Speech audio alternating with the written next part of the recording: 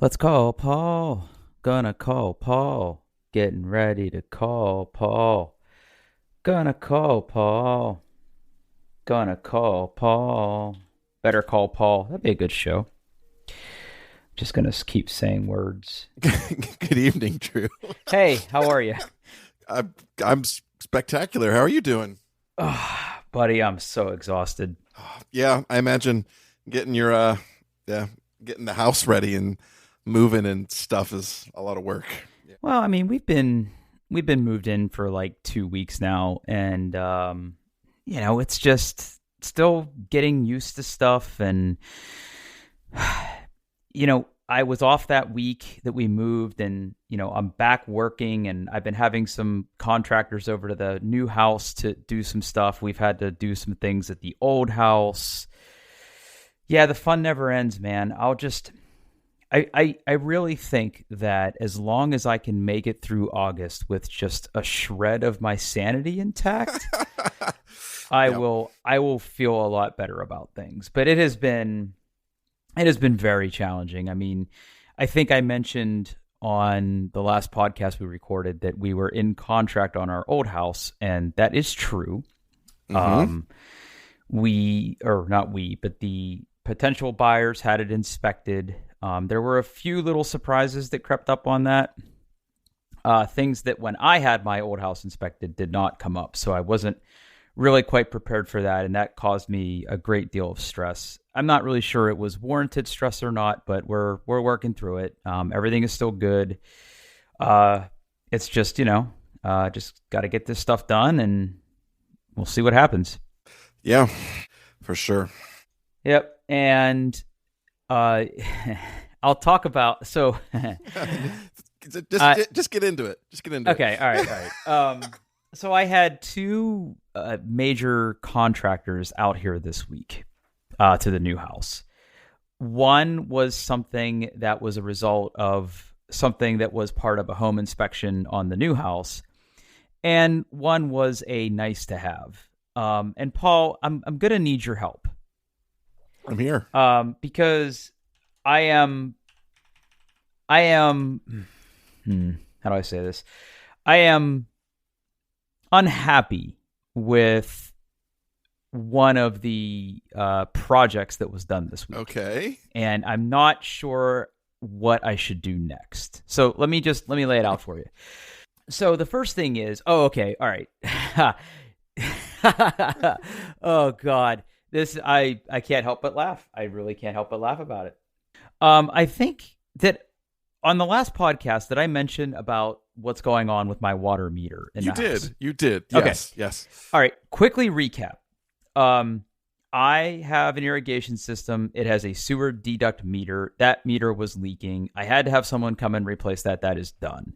A very nice plumber came out and threw that bad boy right in there. Nice. Took the old one out. The water company does have to come and inspect it to make sure that it is like, yes, you have a meter, and yes, it does the right thing. Okay. Makes sense. Um, They want to get all their monies. Yeah. They want to get all their money. And if you recall, when I called the water company, because I wasn't sure who I was supposed to call for all of this, they informed me that my water meter was broken and they had to come and replace it, Right. Which was going to cause you to cut a hole in your drywall, if I remember correctly. which was going to cause me to cut bigger holes in my Okay. Got it. drywall. Okay. My water meter is in the wall where my office is, and that is downstairs in the basement. My office is in the front right corner of the house in the basement. It is finished. It was previously a bedroom for somebody that lived here, but I have turned it into an office. It has shelves in it. It's very nice. It is quite a cool place. It is very spacious. I can have both my computer desks in here and still have sort of room to pace around when I'm on the phone with people. There was a hole in the wall that allowed you to sort of reach in and touch the water meter, and also another smaller hole above that where you could reach the main water shutoff valve for the house in case you had a problem. So when they said they had to come and replace the meter, the reason they said they had to do that was because they said it was stuck. They couldn't get a meter reading. Now, I should have known something was up. So when the plumber from the irrigation company came over, I asked him, because what was told to me on the phone by the customer service people from the Columbus Division of Water, or whatever the hell they're called, public utilities, they said that in order to replace this meter, they needed 3 feet of clearance around the meter. And I said to her, well, there's drywall around this, but do I have to like cut all the drywall away? Do I need to knock out some studs? And she goes, and she's reading from a manual, right? I'm not mad at her. Right. Like she's reading from a script. They must have 3 feet of clearance to work on it. So when the plumber guy came out, I said, hey buddy, let me ask you a question. And he said, shoot. So I said, they're coming to replace my water meter, and they need to replace this. Do they have enough room to work? And he took a look at it and he said, oh God, yes. I mean, they can actually reach into this hole without you making it any bigger, and they should be able to replace it just fine. And I said, okay, that's great, but water obeys the laws of physics and gravity. I want to be able to like hold a bucket under this while he's doing it, while he unscrews everything. And he said, well, here's what I would do. He said, I would get like a really small trash can, maybe not a bucket, but get like a small trash can, cut a slightly bigger hole in the wall, and you should be able to like hold that bucket in there while he unscrews these things. And, he'll shut off the water to your house, and, he'll do his thing. And, if any water gets down in there, you can throw a towel in there, wipe it up, no big deal. So I said, cool. So Sunday night, they were supposed to come first thing Monday. So Sunday night, I got the Sawzall out, and I cut I cut a bigger hole in my wall. I did not take out any studs. I didn't have to do anything like that. So Monday morning rolls around, and he was supposed to arrive between 7 and 9. Like, dude was here at 7:01. Give him all the credit in the world. 7:01, he is outside in my driveway. But he's sitting in his truck. He's not getting out of his truck. My garage door is open, so he knows that I'm home. But he's just sitting in his truck. And this went on for about 20 minutes. Oh. And I wasn't sure what was happening. So eventually, I see him get out of his truck, and he puts on his high-vis jacket for working in my house. OSHA's a hell of a thing, right? So he gets out of the truck, and I come out of the garage, and I'm like, I was like, hey, how you doing this morning? And he's kind of scratching his head. And he goes, I'm not sure. I'm like, well, what do you mean? He goes, I don't think I have to do anything here. Oh. And I'm like, what do you mean? And he said, well, according to the work order, it says your meter's stuck, right? I said, that's what they said on the phone. And he goes, you have a digital meter, and we got a reading yesterday. And I was like, I'm just saying what they told me. He goes, let me guess, you have an irrigation system? And I said, yep. And he goes, I will bet you $100 the following scenario unfolded outside of your home. They came to read your water meter. They read your irrigation meter. Oh. And he goes, has your irrigation been off for a while? And I said, yes. The previous owners had turned it off a while ago. It doesn't look like it's been used in months. And he goes, just so you know, we subcontract out our meter readers. They probably came out to your house, saw that meter, which is not your water meter, has not moved for months, and wrote it up as stuck. Oh, geez. So I cut holes in my walls for nothing. But it turns out that those holes were sort of a precursor, because the second part of this is one of the things that I found in my house as part of the inspection was there are what they call, I believe they're called BT piping. Have you heard of this before? No. Okay, No. hold on. Let me get you a link. So what this is there was this stuff called poly pipe in my house, or BT pipe, or polybutylene pipe. And it was supposed to be like the next big thing in plumbing. Mm-hmm. Okay. The idea is it was kind of semi-rigid hose with like barb, or I think there were technically compression fittings. And they were made out of this material that was like way cheaper than using copper. And the idea was, especially in like warmer climates where people didn't necessarily have basements, like in the South and stuff like that, like it was a good alternative to like plumbing. And it was like really cheap and everything. I'd put a link in the chat that sort of breaks it down. But turns out that, spoiler alert, this pipe is awful, because what happens to it is that, and again, it all sort of depends on where you live. But in areas where there's like high chlorine or fluoride, I forget one of the two. I think it's chlorine. Um, if there's high concentrations of that in your water, what happens is that pipe starts to corrode from the inside out. Ugh. And it will eventually just fail, sometimes spectacularly. So there were two lines in my house that were made of this pipe. The good news is that 99% of my house is all copper plumbing. What it is that where the water, like where my water meter is, where my water meter is, there's a pipe that comes off the water meter, and then there was a T-junction, and there was one of these big, long pipes made out of this material that went across the roof of my office to my irrigation system, and then it sort of flowed all the way back across the top of my office to connect to the rest of the house. I couldn't tell you why it was done that way. And the fact that only those pipes were done with it probably means that the original builders of this house had an irrigation system put in. They used those pipes for it because these things were pretty common up until this type of pipe was still in use up until like the mid 90s. And apparently they connected the irrigation system with that. So when I had this house inspected, they saw that and they made a note of it and they said, this is definitely something you're going to want to get fixed. So since I was in the hole cutting mood, I called a plumber. This guy came out, he was able to sort of see what was happening, and he goes, yeah, what we're going to do is we're just going to replace all of that with PEX, which is sort of the new stuff they use. It's plastic, and it's supposed to be better than copper. PEX piping is, I'm going to drop a link in the chat to that, and this is something my father-in-law's told me and other people have told me. You probably have it in your house too, Paul. It's like, yeah, that's what we have. Yeah, sometimes they're blue pipes, sometimes they're red pipes, sometimes they're clear. But the idea is that material's, a little more flexible, not super flexible. But the idea is it won't, like, it can freeze and it can expand and contract a little bit. So it's got like a lot of flex in it, and it's, supposed to be better for your house.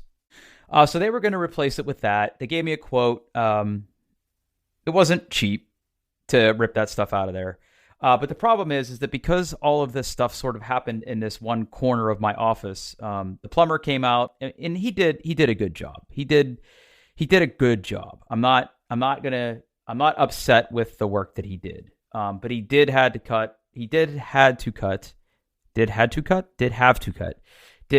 cut a hole in the ceiling of my office to be able to reach one of the fittings.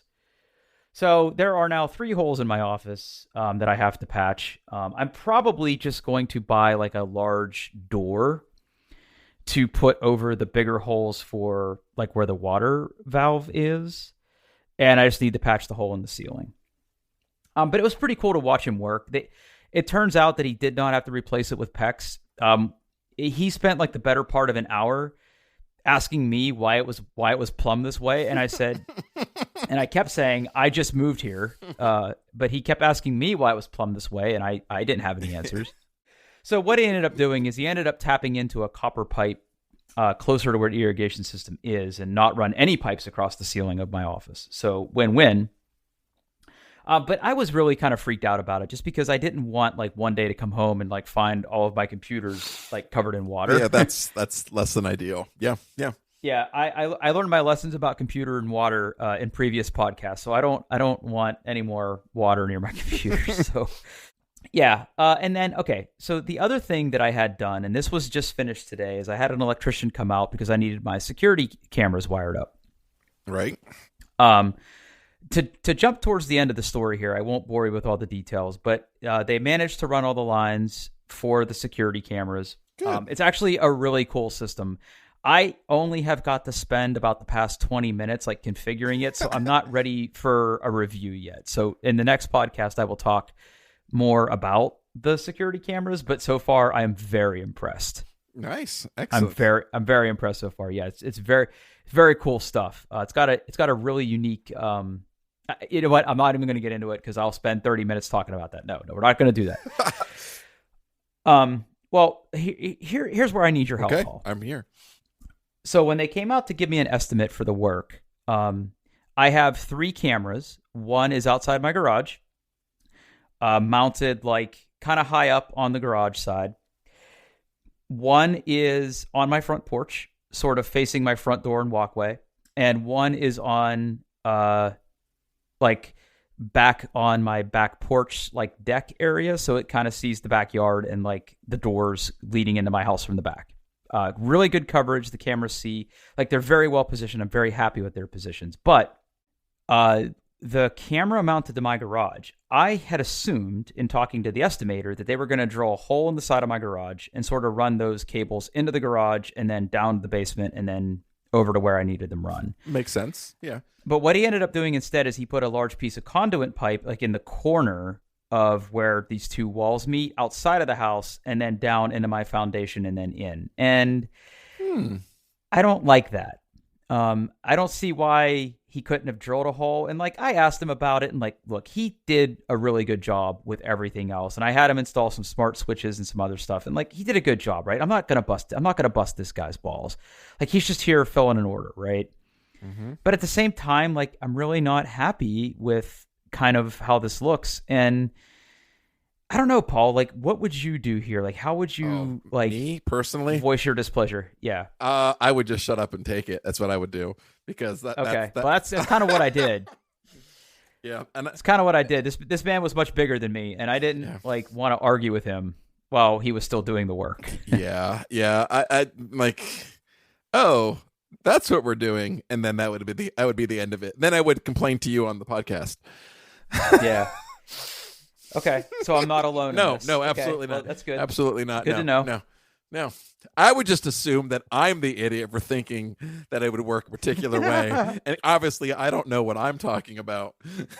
Well, see, that's just it, right? Like, how many times have you been in a position in your job where someone has tried to tell you how to do something that you know it's could be done, but you didn't want to do it? Yeah, that's happened. Yeah, it happens to me all the time. Yeah. And I'm not here to tell this guy how to do his job. I mean, he's a certified electrician, board certified, or whatever the right certification is for electricians. But it was funny. He almost did. He did shock himself when he was in my house. Not a good sign, but okay. Quick tangent. I have hired 3 electricians in my time. Not one of them has ever turned off a breaker to work on anything. Yeah, they they know what they're doing. They know what they're doing, right? Like, I've deleted data in production. Like, I get it. Like, I work without a net, but like I was downstairs. I was downstairs in my office, and I was working. I was on the phone for work, and my wife was upstairs while they were finishing installing the switches. I heard pop. Oh. I heard ow, and then I heard my wife say, "Oh my God, are you okay?" And I put myself on mute, and I'm thinking to myself, someone just died in my house. Like, my battery backups clicked on for a second. Like, it was, yeah. He became part of the house circuit for a minute, I think. Yeah. Yeah. I mean, electricity will flow through the human body. Not a problem. Yeah. Yes, it will. Yes, it will. Oh. But all in all, like I said, I don't know what the right course of action here is. Like, I sent an email because they're going to send me an invoice for all the work today. And it's just like, I really am not happy with it. Like, they did a very similar setup in my backyard, but that's just because like where the camera is placed, like the other side of that wall is a window. So like, there's nothing they could do for that, right? They ran the conduit sort of next to my gutter, and then it goes down to like my foundation and it goes in, right? I get it. Like, in fact, like, that was told to me during the estimate, like, that's probably what we're going to have to do here. And I said, okay. But the one in the front of the house, or not the front of the house, but the one in the garage, I'm not super happy about. So I don't know what to do, man. Like, I'm not happy with it, but at the same time, I'm kind of like you, where it's like, well, it's done and it's there. It's done. It's over now. Yeah. This is how you live now, Drew. Yeah, this is how it's going to be from now on. The color of the conduit they use kind of matches my house, which is nice, but I'll probably go out there and at least paint the conduit. But it's I don't know. I'm unhappy with that, and it's just like a perfect cherry on the top for just an otherwise like week. So yeah. But the new security system is installed. Yeah, I'll do a more proper review of it next week because I'm just getting it configured. I need to like go through and like set up all the motion zones, and this is one of those systems that isn't like cloud enabled. That's a feature, not a bug, and I want it I want to have the app on my phone. I want to have the app on my computer so I can have like monitoring while I'm working and all this stuff. And like all that isn't done yet, right? I'll come back with like a full review of that next episode if you're in the market for a security system. Looking forward to it. Yeah. I'm going to shut up for a little bit because this next I saw this next topic on the doc, and it's a little bit of a shock to me because I thought this was something that you already had. Well, okay. So, I now have an M1 Mac that I am using. Yes, you're correct. My wife previously had, when the M1 Max came out, I got her a M1 powered MacBook Air, but now I also have an M1 MacBook Air, and I have got to use it. It's from work, so I didn't buy it myself, and I have got to use it for 3 glorious days. And you need that for your I need that for my work. Yeah, exactly. It was time. It was offered to me, and I was like, hell yeah, I'll take a Mac. Yeah, an M1 MacBook Air, perfect. So here, hit me up. It's I love it, but it makes me feel bad. Okay. Well, let's break this down. Why do you love it? Okay, so it is incredibly fast. It is ridiculously fast. It's a M1 MacBook Air, 16 gigs of RAM. I love Mac OS, but I'm every once in a while you launch an application and you get that little, you've seen it. You have a Mac. You click on the icon on the dock and it just bounces a couple times as it's loading. The M1 Macs just don't do that. Like every application I open, everything opens so fast, it's ridiculous. And what it makes me where it kind of hurts inside, it's like literally like I'm using this $1,500 13-inch MacBook Air. It doesn't even have a fan in it, right? It's just absolutely, it's got 10 hours of battery. It's probably more than that.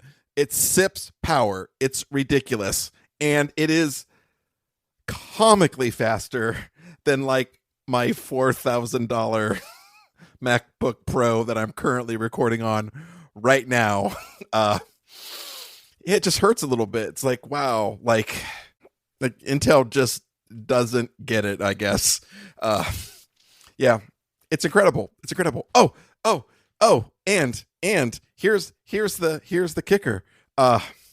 So I'm trying to keep my work Mac with just like work stuff, but I had to try running some iOS apps on the MacBook Air. And it is wonderful because I can run both Overcast and Apollo from my MacBook Air, and it is wonderful. It's wonderful. Now, granted, it's a little clunky because like the scroll bars kind of, like appear, and like scroll bars don't appear on iOS. Like you don't ever see them. So it looks a little weird because like it overlaps and some stuff. But yeah, it's good. It's good. I love it. It's puppies and rainbows all the way down. They're absolutely incredible machines. Okay. Yep. Now, has there been anything that you haven't been able to do yet? Not yet. Next week I'm going to spend some time.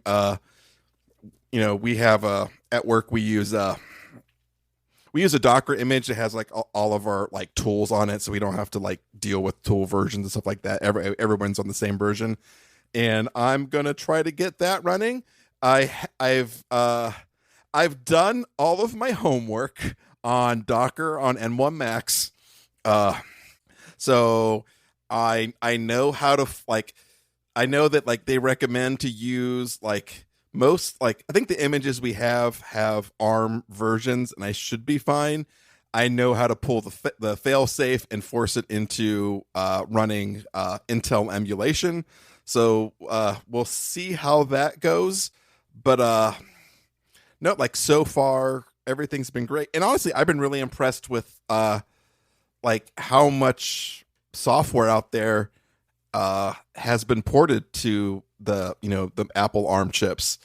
I think the only apps that I have that run in emulation are like the VPN client for work, OneDrive, and Teams. The rest of the Microsoft suite is all M1, and everything else I use is already ported over to the Apple Silicon stuff. So yeah, it's and even the Intel stuff still runs pretty fast too. Like you don't ever really notice any difference. Everything just runs great. It's spectacular. Cool. Yeah. Okay, so I have more questions, but I kind of want to know why it makes you feel bad first. Because I spent so much money on this Intel chip. Like I have this beautiful 15-inch MacBook Pro that I spent probably after AppleCare and tax like $4,000 on. Let's be honest. It's up there. It's up there. And let me see. It's a hold on about this Mac. It is it's an Intel i9 8-core. The base speed is 2.3. I think it clocks up to like 3.4. The battery, if I run it hard, maybe lasts 4 to 6 hours. And it just in every way measurable outside of the fact that the screen is bigger, it is inferior to this fanless MacBook Air. And okay, so you have the Air. Mm-hmm. Is there a reason, like maybe you didn't go with the 13-inch MacBook Pro M1? You just wanted the Air? I wanted the Air. I didn't want to have the fan. I wanted the weight and the slenderness. This doesn't have the touch bar, which I think is a feature, not a bug. So yeah, it's wonderful. It's way. I mean, I've had Airs in the past. Obviously, my wife has this very computer, just with more storage and in the wrong color. What did she get? She has the space gray. Oh, you idiot! I love the space gray. That's the Max or silver. Max or silver. Max or silver. It's just a darker silver. No, Max or silver. Okay. That is the right color. Silver. Yeah. It's a better computer and in every way, and it was like less than half the price. It's just except, like the screen's 13 inches versus 15. Okay, yeah, whatever. But it is nice because everything's still Thunderbolt, so I can still plug it into my dock and my my 5K monitor and my everything just works. It's wonderful. Yeah, and I think that would probably be the biggest problem I would have with it. I mean, outside of any potential compatibility issues that I might have, I think the biggest issue I would probably have with it would be that that the screen is so small, but it's a Retina display. Yeah, right? Absolutely. Yep. Yeah. Mm-hmm. So it's still pretty crisp. It's just a smaller screen, but you have the nice 5K big boy. I do. Yep. So I'm sure that works fine. It works great on the 5K big boy. In fact, I would say that it works better. On the Intel Mac, I still have like every once in a while I get this weird like graphical glitch in the upper right hand corner of my screen as I happens to me too. I like when you change spaces. Yeah. The M1 Mac doesn't have that problem. The animations I think are even smoother in that transition as it goes between spaces. Yeah, it's like it's not something I ever noticed before, but now that I'm noticing it, it's like, yeah, as I change spaces, which are like virtual desktops for those of you who don't, know Mac speak, the animation is just not as smooth as it is on the M1 Mac. Wow. Yeah. You're making me want one, man. You're making me want one. I have toyed with owning an M1 for so long now. I just think I want the bigger screen. Like I think, that's what I tell myself. But really, what it is I just don't want to spend the money right now. But I do want to get one. But truth be told, for the quality of computer you get in the MacBook Air with that's not that much money. No, it's not. No. It's not.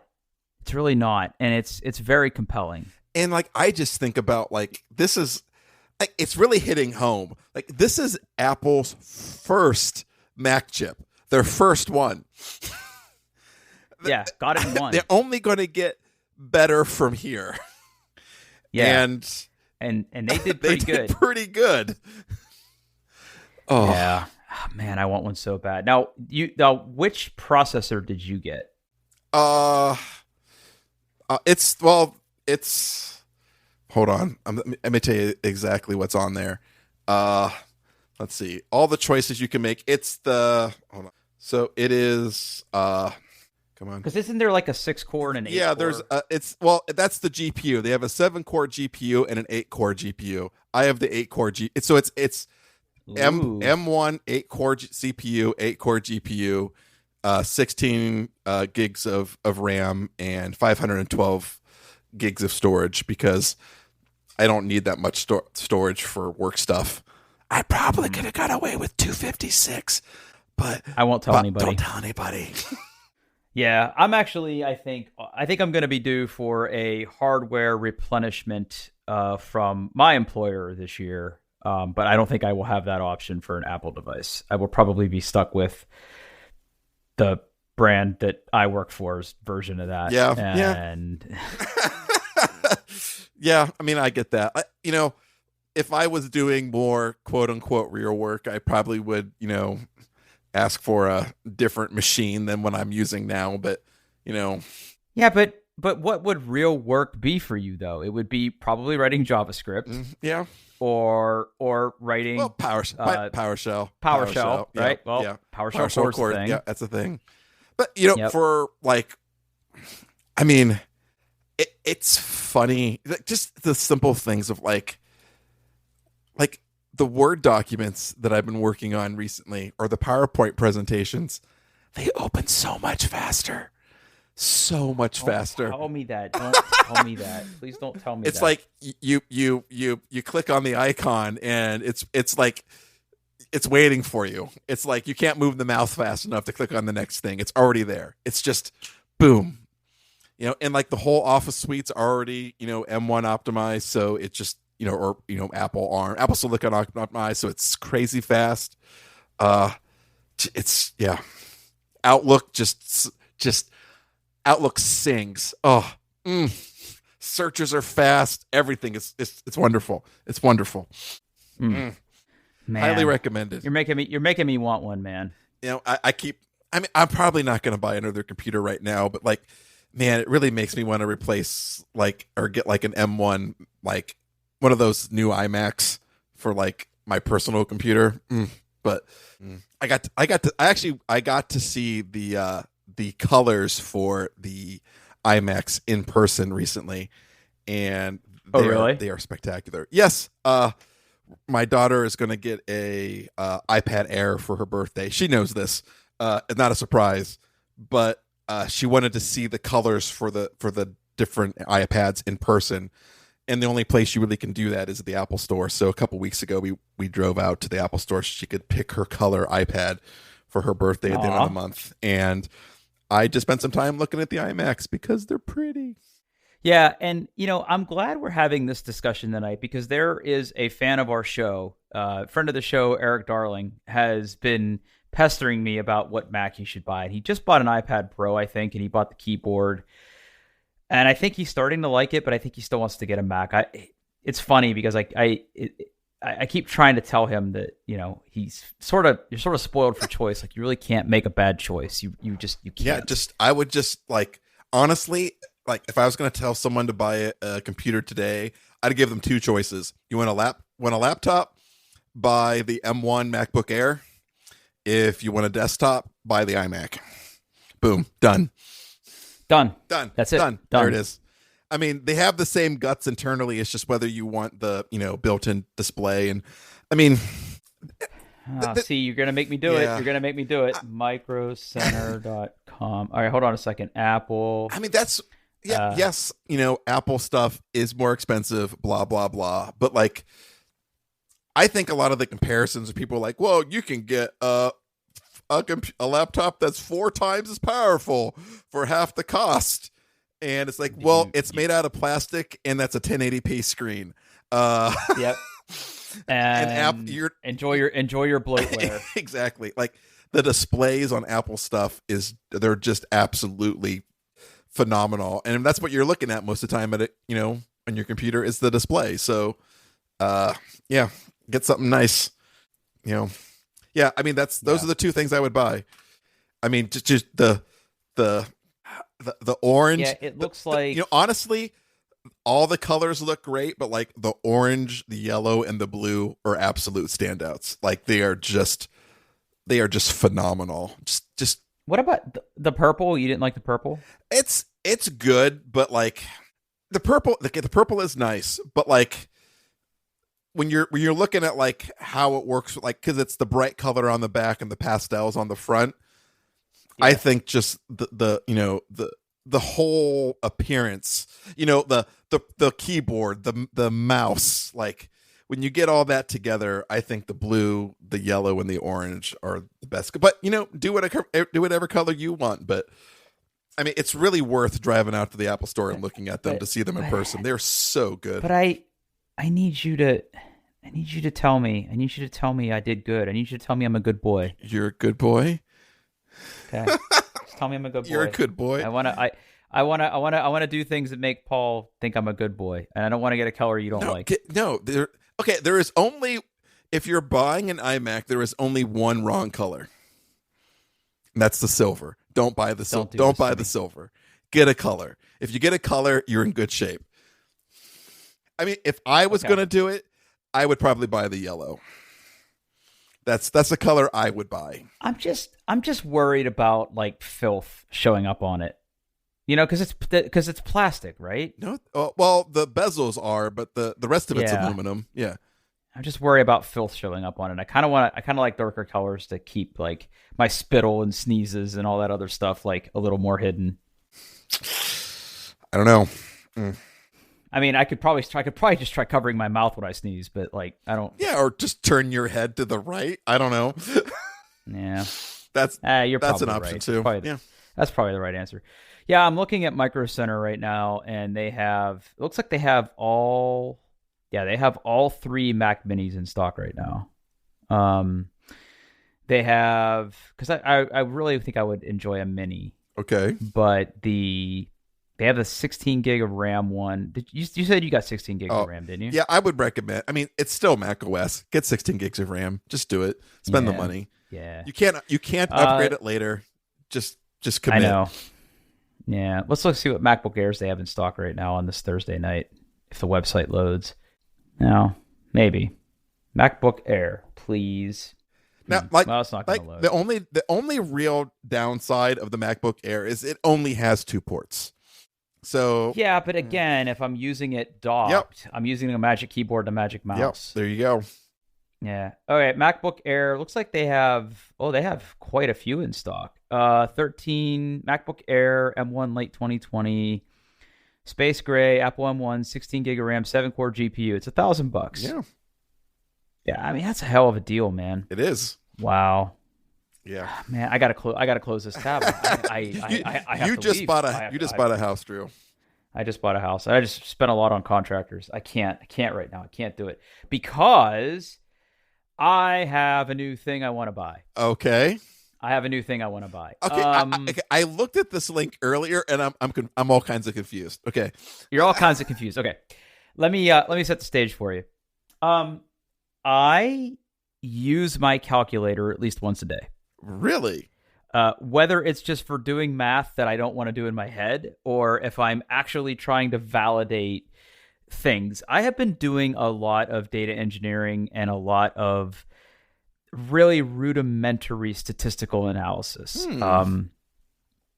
I am trying to reteach myself statistics, and I'm trying to do more data science-y type work in support of customers. Okay. A lot of times that means 90% of the code that I write is Python, and it's loading a bunch of. Well, hey, listen, that is the language I chose. I'm just all right. It's fine.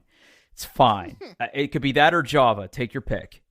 So I find myself loading lots of data efficiently with Python and partitioning it and working with it and aggregating it. But sometimes I do need to look at the number that's presented on the screen and be able to reproduce it in a way that I could do it and a computer didn't do it, if that makes sense. It does, yeah. So I literally have just this really cheap, like $8 solar calculator that has been with me through 3 different jobs now, and it's fine. Calculators are very utilitarian for me. I've never been a big scientific calculator guy. I just need a way to punch in some numbers, hit the equals key, and get an answer. That's literally all I need to do. That's not to say that I don't think graphing calculators are cool. I remember the first time I ever had to get a graphing calculator was when I was in high school. I took a physics class, and we had to have graphing calculators. So we had to go buy one, and you could get a TI-83, but I think I got a TI-85 because it was black and gold, and it was Penguins colors, and it was cooler, and I wanted it, and it did more stuff that I never used it for. And I cheated on every test because I knew how to program it and put the equations we were supposed to know off by heart in them. I knew how to do all that. And even if I had been caught, I'm pretty sure my teacher would have been like, well, you understand how to do this, so they have a better career ahead of you than I do. So it's right. Yeah. Yeah. So anyway, I say all this in service of the other day I was surfing somewhere and I saw an advertisement from Texas Instruments. Okay. And Texas Instruments has a new graphing calculator coming out. It is the TI-84 Plus Python edition. Oh. So it is a graphing calculator that also has a Python interpreter in it. So you can write Python programs. Is there no God? Jeez. All right. So it has a Python it's a interpreter. Color screen. Holy crap. With a color screen. Right. So the idea is that you can write Python functions or you can write Python code and use, Python packages and things, load them to your calculator and use them, when you're using your calculator, which I just thought was, number one, I think that's really clever. I don't think anybody expects you to sit there and hunt and peck writing a Python program on a keypad. Right.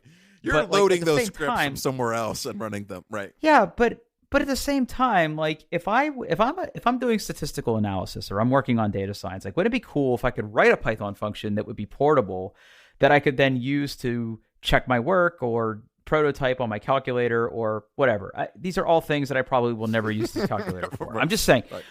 It intrigued me. I saw the color screen. I saw the layout. I saw how cool this is and that you can graph with it. And I thought, that's really neat. So I started looking into it. It's not out yet. It's about to launch.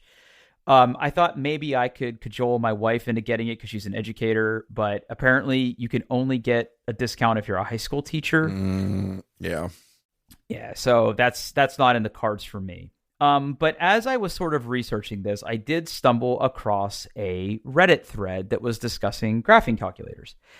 And almost universally, everybody hates Texas Instruments because, listen, they are take your pick. I mean, they are the Intel of graphing calculators, right? They're at the top of the market. They're in deep with all educators and colleges. And I don't know, Paul, when I was in school, I had to have a TI-83. It was in the syllabus. Same. You must buy a TI-83, right? Just like buying textbooks that you never crack open. You use the TI-83 because that's the one they tell you to buy. Yep. Yeah.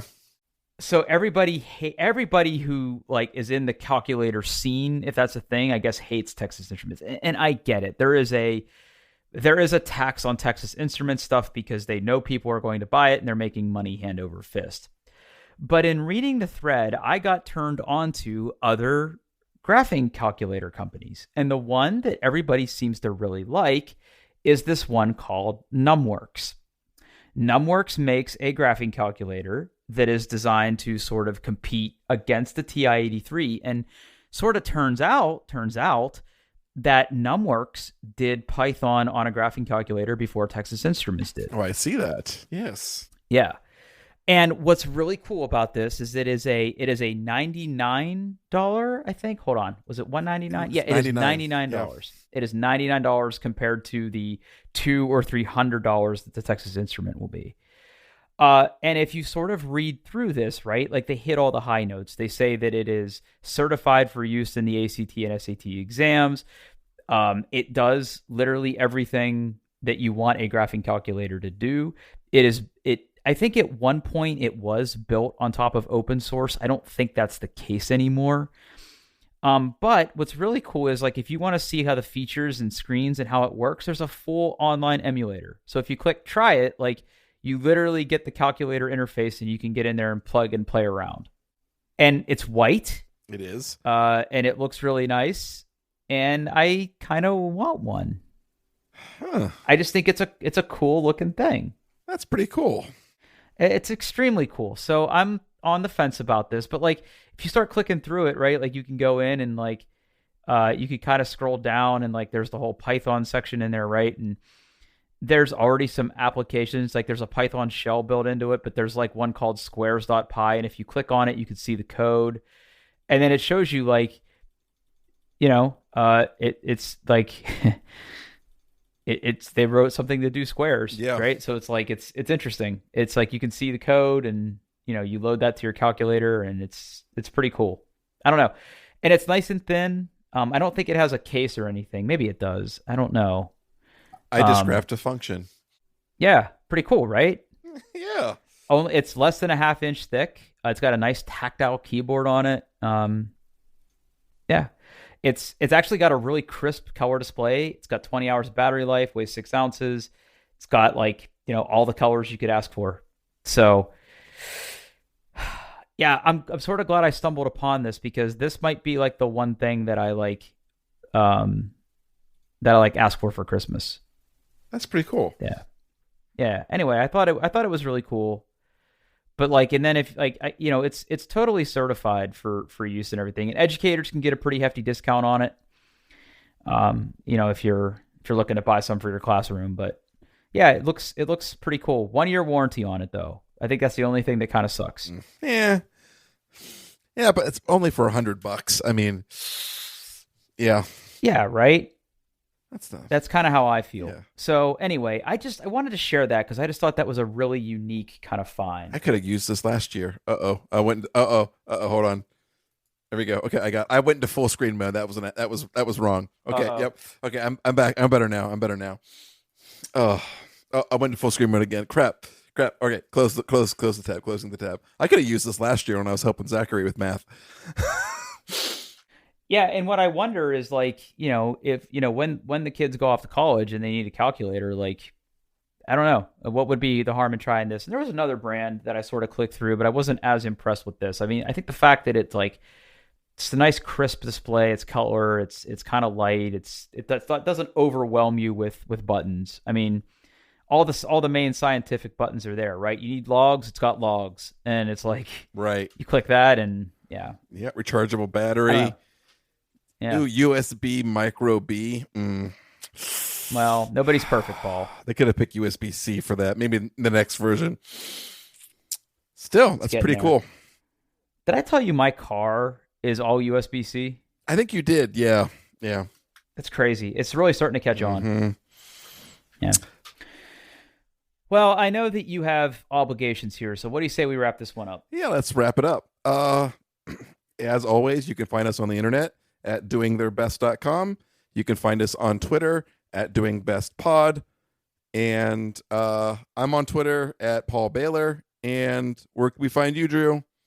Yeah, I'm on Twitter at Pittsburgh. And I keep threatening to do this, but now that my office is sort of back together, I have my flight simulator set up again. And I've been watching YouTube videos on how to do like the autopilot stuff. And I'm such a nerd about this. So I'm probably going to stream we have D&D tomorrow, but I'm probably going to stream at some point this weekend of me doing like a little autopilot type flight somewhere in Ohio. Cool. So yeah, I'm anxious to get that back up because I got my green screen all hung up and I got all my other stuff. I got my microphone back on my boom arm. Cool. Yeah, we'll see how it goes. Awesome. All right, everybody. All right. Thanks for listening.